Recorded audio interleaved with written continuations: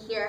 I just feel the need to say, growing up, I was one of the young women in the world who was very against the feminist word, and that has completely changed because of organizations like Fox, because of events like this that happened on my own campus when I was in college. So, thank you for all that you're doing. This poem's called Weaver Hands. 1. The American Woolen Mill in Winooski, Vermont. It's like many mills in many dilapidated towns of New England. It is old and brick, and once was filled with women and men and children. They're no longer in use. Their workers replaced, doors closed at best. Mills become shopping malls filled with the slavery-scented shadows of cloth once created here. At worst, they collapse with the cities. Broken windows, missing mortar, and that foreboding draft escaping onto a darkened block become all too familiar metaphors for a failed economy that wasn't ever really working, not for me. See, when I was a little girl, we visited my great-grandmother, Addie.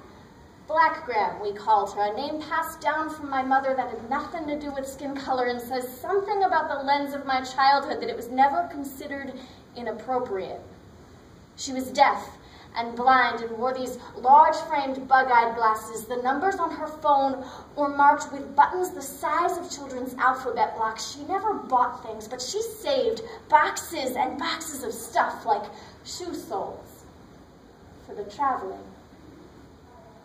She worked, sold Avon until her 90th birthday, her fingers attached to American Woolen Mill weaver hands. Shuttling through the threads of our country, they marked decades and generations in their curved cramps. She had a sharp mind. I always said, I want to grow old like Black Gram because she is still so smart. My mom, she told me it was because she never stopped working. Her hands guided her feet into every factory, every estate, weaving or washing sheets, keeping those fingers busy. It was the only way she knew to hang on to him.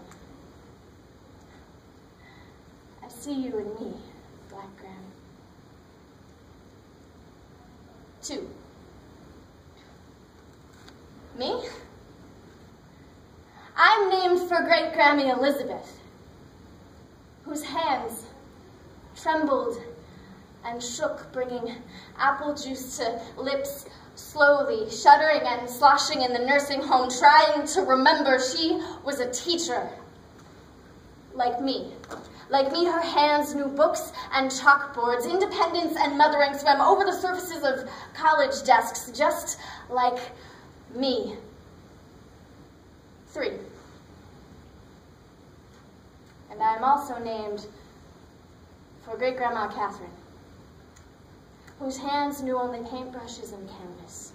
I imagine they embedded themselves in me so that I can express. 4. My great-grandmother's hands crossed classes in my lifeline, intersecting at our sex. We all know what it means to follow his path, to praise him godly, to ignore the smell on his breath, or to caretake. I was born into a bankrupt family whose women's sweat was guzzled by men, choosing the warmth of whiskey over everything, by women folding their hands, opening their arms to try healing the addicted generations, weaving webs of codependence and keeping the money for their children as best as they knew how. My hands plunge backwards into this heart's history, wondering how these patterns will plague me and how to write it all out of my system. They want to know how to touch a man without coddling him, want to know how to work for their own sake. They want to play, want to weave declarations of independence and community quilts. They want to grow wrinkled and soft and only callous if they're building something beautiful. My fingertips are happiest holding pens that they use like needles, poke apart this country's story.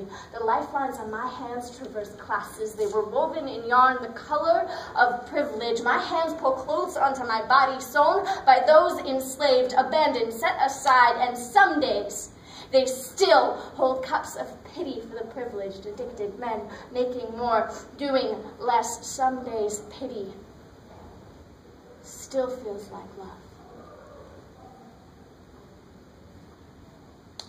My hands cry for revolution backwards and forwards.